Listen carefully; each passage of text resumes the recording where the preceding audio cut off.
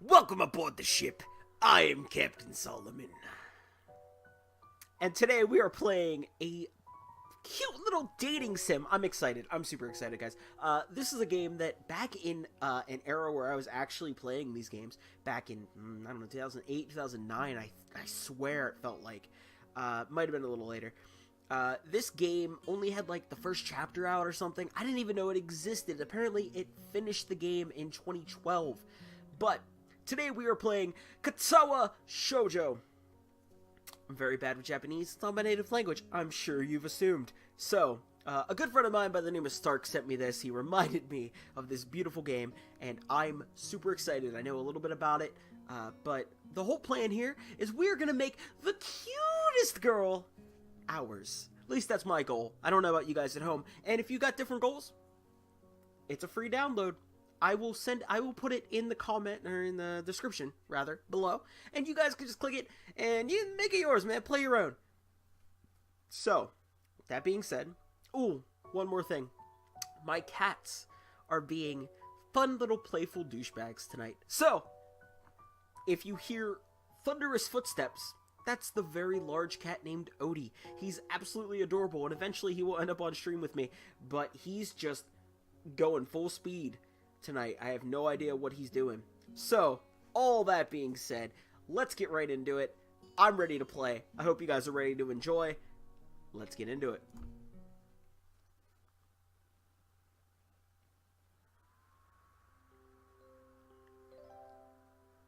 A light breeze causes the naked branches overhead to rattle like wooden wind chimes. This is a popular retreat for couples in the summer. The deciduous trees provide a beautiful green canopy, far out of sight of teachers and fellow students. But now, in late winter, it feels like I'm standing under a pile of kindling. I breathe into my cupped hands and rub them together furiously to prevent them from numbing in this cold. And now you will see I will use a different voice for my outside voice, not my inside voice. Just how long am I expected to wait out here anyway? I'm sure the note said 4 p.m. Ah yes, the note slipped between the pages of my math book while I wasn't looking.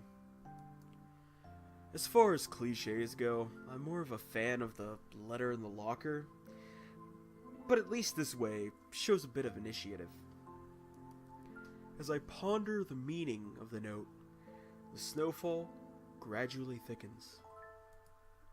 The snowflakes silently falling from the white-painted sky are the only sign of time passing in this stagnant world.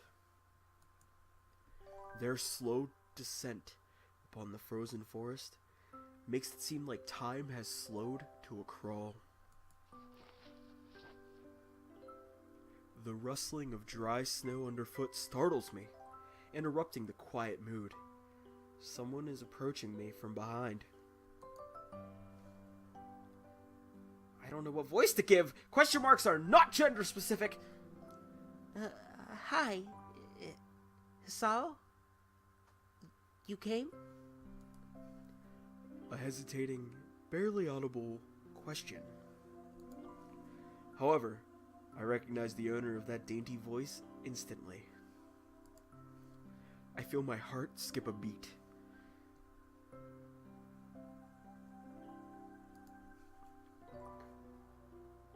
It's a voice I've listened to hundreds of times, but never as more than an eavesdropper to a conversation. I turn to face the voice of my dreams, and my heart begins to race. Are you guys ready? This is clearly the moment where we fall in love!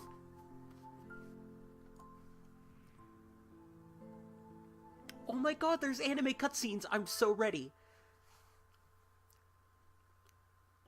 Iwanako, I got a note telling me to wait here. It was yours? Damn it. I spent all afternoon trying to come up with a good line. And that was the result? Pathetic.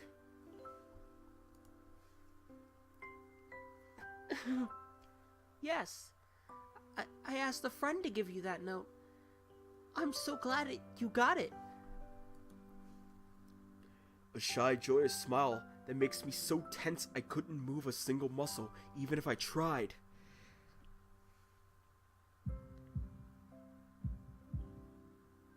My heart is pounding now, as if it were trying to burst out of my chest and claim this girl for itself.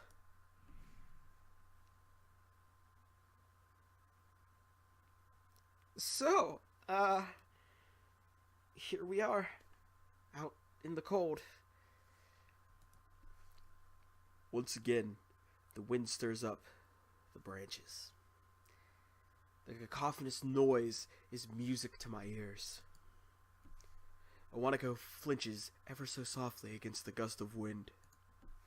As it passes, she rights herself, as if supported by some new confidence. Her eyes lock with mine as she lazily twirls her long, dark hair around her finger. All the while, the anxious beating of my heart grows louder. My throat is tight. I doubt I could even force a word out if I tried. You see, I wanted to know if you wanted to go out with me. I stand there, motionless, save for my pounding heart. I wanted to say something in reply, but my vocal cords feel like they've been stretched beyond the breaking point. Listen, I'm going to tell you right now, I've been in love. I am in love. I know. This isn't love. This is way more serious. Like, you need a doctor. Hisao? I reach up to try to massage my throat, but this only sends spikes of binding pain along my arms. Hisao? My whole body freezes, save for my eyes, which shoot open in terror.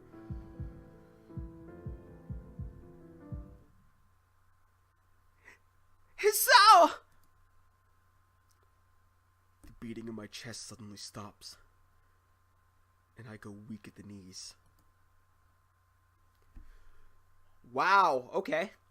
Yeah, I'm a little aware of what this was from when I played it before. Let's get back into it. I'm sorry.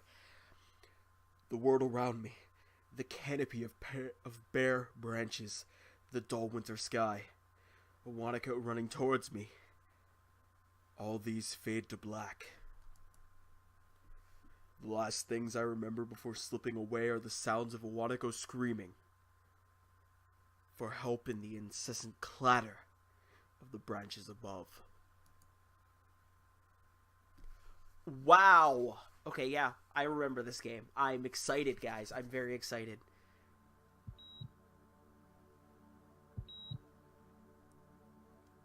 I'm gonna let this play, guys. Just enjoy it. I don't remember this being in the game when I played it, but I could be a liar.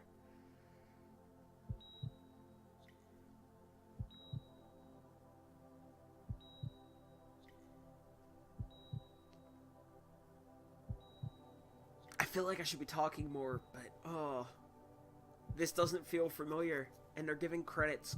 I love the music, by the way. So anybody that's seen names there, please comment them below because I missed them. I'll have to watch back later. But I absolutely loved the music in this so far. So I apologize. My cat is just like trying to take over the scene. It's gonna get really weird, but I'm not re-recording this because this is genuine. Sorry for that weird moment, guys. He's coming to sniff the mic. Do you sense him? Do you feel my cat? You gotta be able to hear him. I can't wait to hear the recording of this, guys. Come here. Come here, you. Oh, no. You're now famous. This is Odie. Odie, can you tell them how long it's been? He ain't about it. Guys, he's not about it. Let's get back into the game. It's been 4 months since my heart attack. In that whole time, I could probably count the times I've left this hospital room unsupervised on one hand. 4 months is a pretty long time when you're left alone with your thoughts. So I've had plenty of time to come to terms with my situation. Man, I don't even relate to this character in this sense. But that sentence about 4 months being a long time alone in your thoughts, ma, I feel it. Arrhythmia. A strange word. A foreign, alien one. One that you don't want to be in the same room with. To go on, I actually know a person in my personal life that has arrhythmia, and I remember some of the stuff she's told me, so I now relate even more, which is even better. A rare condition. It causes the heart to act erratically and occasionally beat way too fast. It can be fatal. Apparently, I've had it for a long time. They said it was a miracle that I was able to go on so long without anything happening. Is that really a miracle?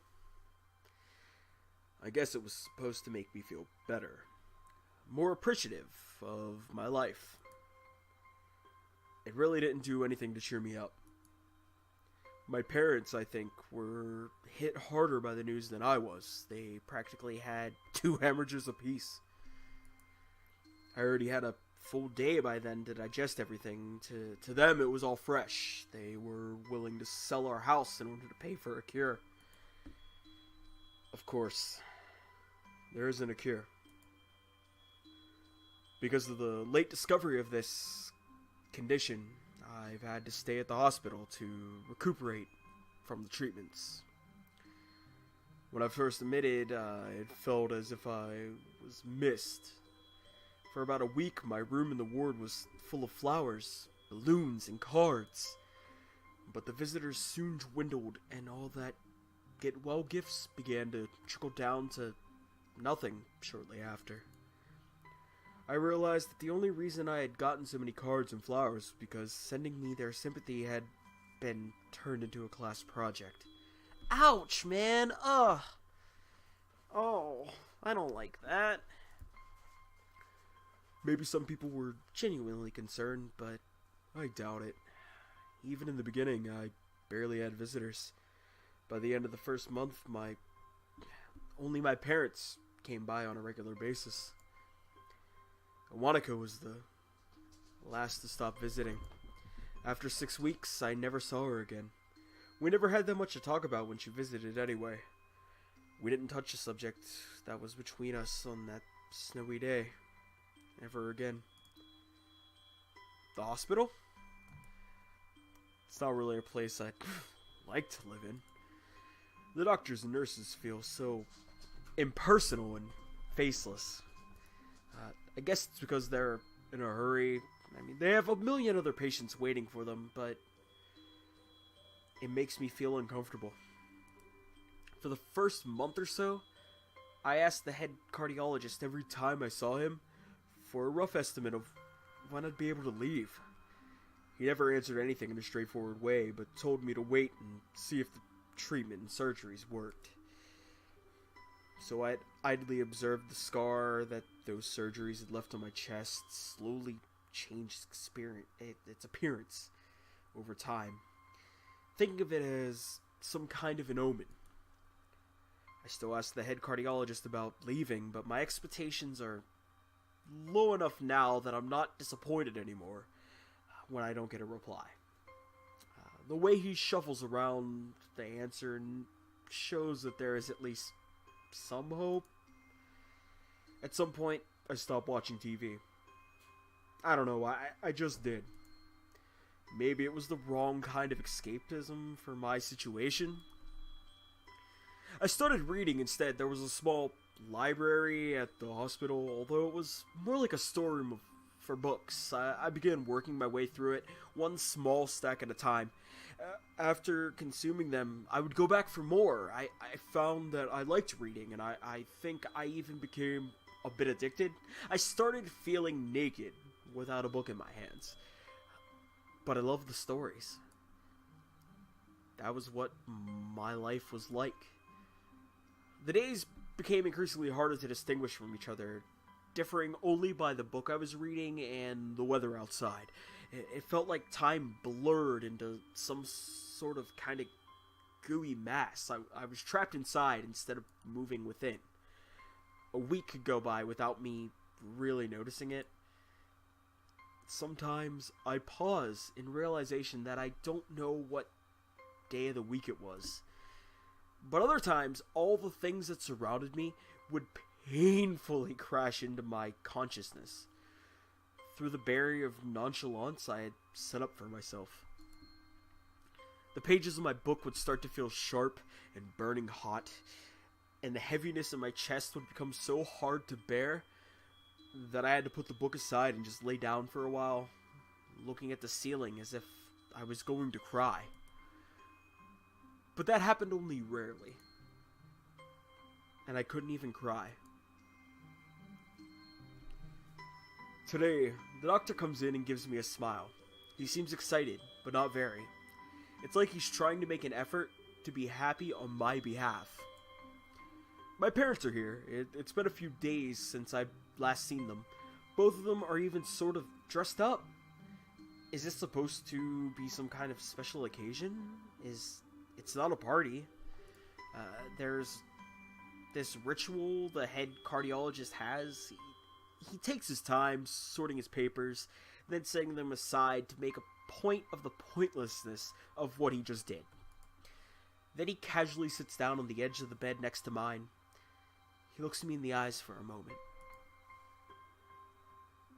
And I'm gonna pause it here. I'm excited to keep this going, guys. Yeah, that was... I'm sorry if it was too short for you or too long for you, but expect decently...